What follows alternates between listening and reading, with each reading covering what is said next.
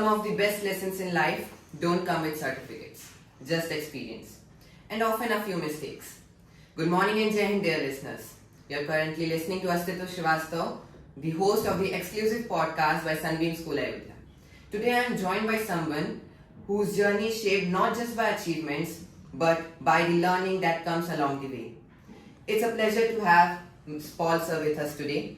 He's someone who's seen things work, not work, and then work again because they didn't work the first time. First of all, sir, it's a great honor for me to have a conversation with you, have a podcast with you. And thank you for accepting this podcast. Thank you. I hope this podcast will be a splash of inspiration and motivation for all the Sunbeams. So, sir, as you have been connected with Sunbeam for a long time, so how's your experience with Sunbeam with a legacy of more than 50 years to its name? Sunbeam is a ground for growth, development, and any child who is taking admission in Sunbeam gets enormous opportunities to grow, to learn, to hone up their talents, their skills, and develop, and really actualize their potentials. To that extent, they will never regret being in Sunbeam. Thank you, sir. So let's begin with the theme today. Okay. This conversation isn't about perfect graphs or flawless plans. It's about what happens when things don't go as expected and what we do next.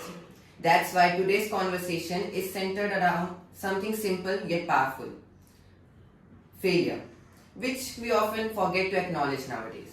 Sir, my first question to you would be, how do you define failure? What it personally means to you? Failure, I would always, I believe failure is the first step towards success. If you consider, it's like a ladder, so the first few steps is definitely the failure. One who have failed in life sometimes, they have become great. You have a number of examples from history. You think of Albert Einstein and many, many more, whether it is scientists or politicians or entrepreneurs, they all have experienced failures at one point of time in their life. And that became, they did not get disappointed. Instead, they took failure as the first stone towards success. So failure always is the first step towards success, I believe that. Sir, I also have a personal motto that in this imperfect world, nothing's perfect. But nowadays, people seek perfection. So for younger people, younger generation, they are always disappointed by whenever they fail.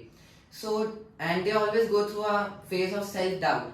So do you have something like that in your life, or how you can explain?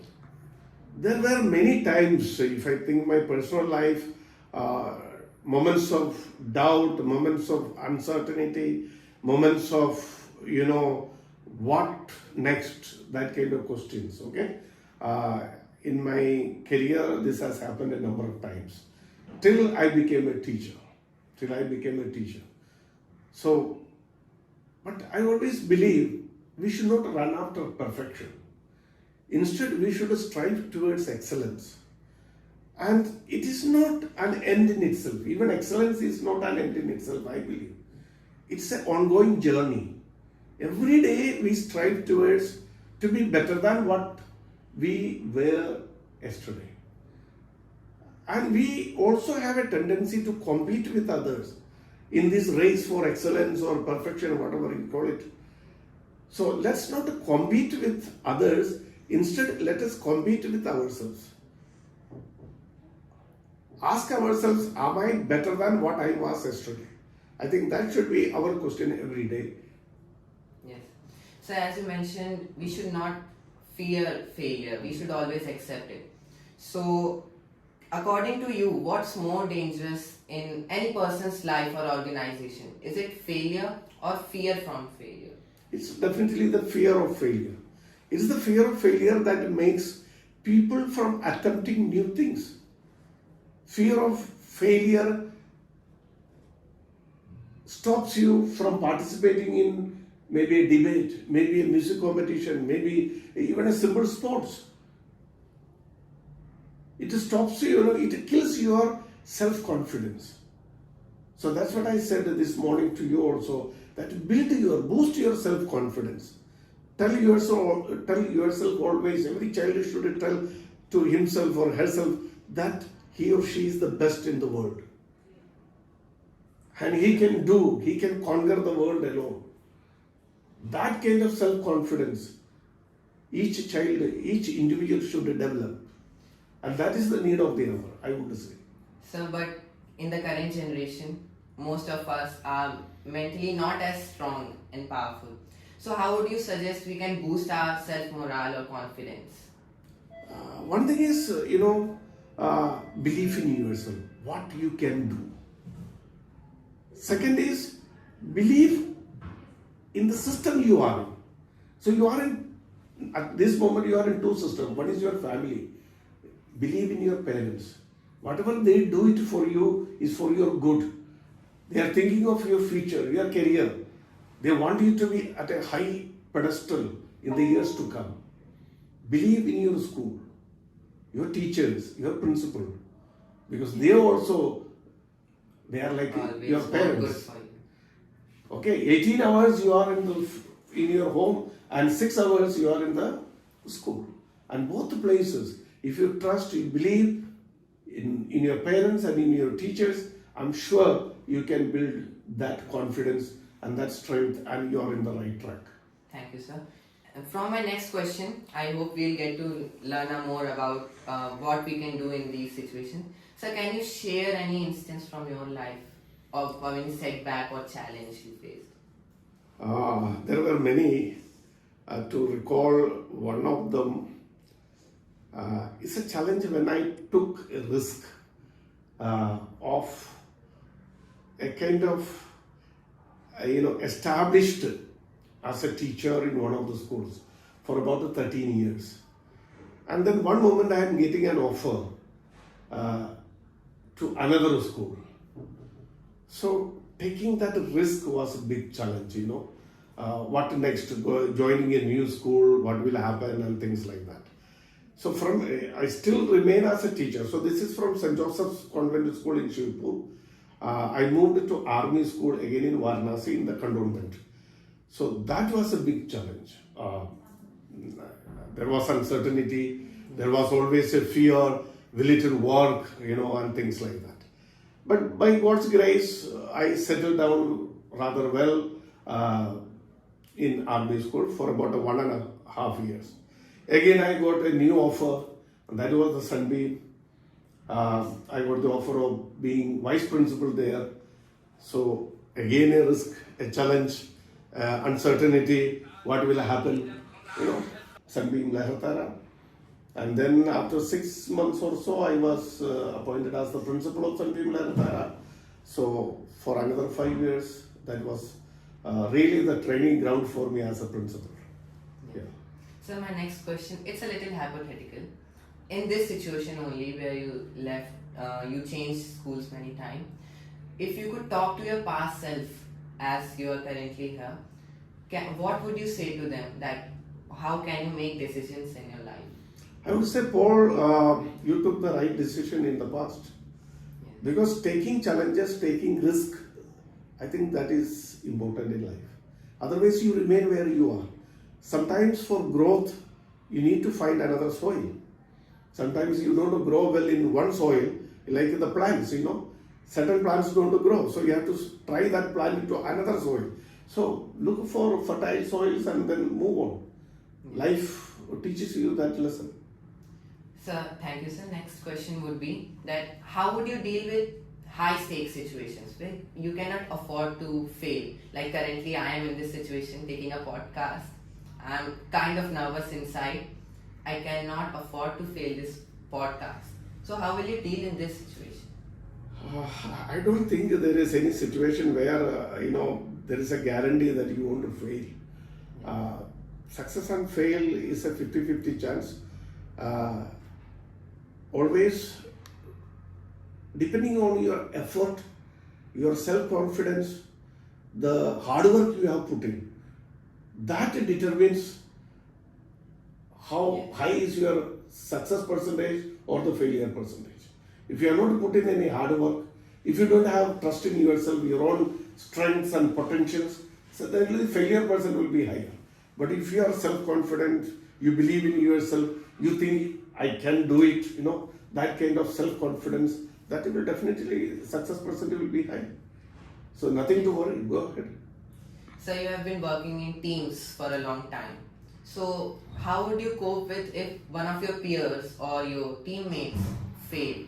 How would you deal with that situation? Well, if a teammate fails, I also take the accountability. Probably I did not, support the team member to the extent that he or she needed. So a teamwork is always a collaborative work. Collaboration is the key word. And every member in the team, the leader, including the leader, is accountable for failure or success. So from that angle, if any member fails, it is equally my accountability, my responsibility, why it happened. I take the ownership for that. And of course, then we work together to undo that failure and see how best we can move forward and achieve our targets. So as you took many risks in your career and they always turned out good, so do you think we can say that some failures, instead of being setbacks, they can become turning points? And have you ever experienced it in your life? Yeah, failures are never setbacks. Failures are always certain turning points in life which teaches you a lot of lessons and which gives you the right direction, I would say. Because from failure we have learned a lesson. So naturally when you take the next step, you will be more careful. So these are turning points. You said it rightly. And it teaches you life lessons and it shows you probably the right direction further, how to further move on in life. So whenever you ever fell down, so do you think being alone is the best solution in failures or setbacks, or we need some guidance from others, we need company? It depends what kind of the feeling of being down, what is the situation. There are many times when sometimes my leaders or the person who guides me or my mentor does not understand me, or I did something, my team did not take it in the right spirit, probably they misunderstood me, or I failed to communicate in the right way. So there are many moments. Such moments is common in life, especially when you sit on a leadership position. So those moments usually the best thing what I have experienced is share it. With the team members, I usually share it. And of course, I share it with my spouse at home. So this is what happened today, this is how. And heart-to-heart talk definitely helps you to come out of that situation. Actually, I have also felt that. I have someone in my life that I always talk to them whenever I'm down. So now let's have a fun question. Fun question? Yes. Okay. How was Ayodhya and how is Sunbeam Ayodhya? It is not a fun question, I think. It's a very serious question. It's a fun question for us. Okay, so Ayodhya is a wonderful place. It's the city of Ram, and it's a holy place. And it's a privilege. It's a great honor and a great opportunity to come to Ayodhya twice in a year. So you see, I visit Ayodhya. I'm in Kashi. So by the grace of God, ईश्वर ने मुझे ऐसे जगह पर बुलाते हैं या रहने के लिए जगह दी है where God himself dwells in a way. So that's a great feeling. That's why even after retirement, I have not moved out of Varanasi, though originally I am from Kerala. But I have not moved because I feel Varanasi is a place where God wants me to stay on, I feel. And Ayodhya is a place where God wants me to come again and again. Okay? It's a beautiful place. Sunbeam Ayodhya, I see over this last 4 years I have been coming here. You are about 13 years old, and I see a great future for you in Ayodhya.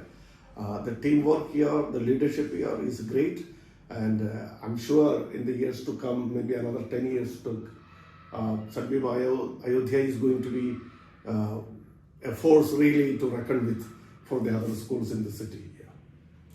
So, sir, before we wrap up, what would you like to say to our young listeners and sunbeams about who are currently running from failure? A little addressing. Okay. I think my advice would be never refrain from taking risk in life. That is one thing. Second thing, never be afraid of or never have fear of failure. And the third would be do what you believe is right. If you believe this thing is right, you do it, you say it. If in case you are wrong, let's say by the standards of the society, by the standards of religion, there are people, there are mentors who correct you. So accept that correction and move forward in life. Thank you, sir. Thank you so much for your precious time and your presence. Mere presence in this podcast is divine, I would say.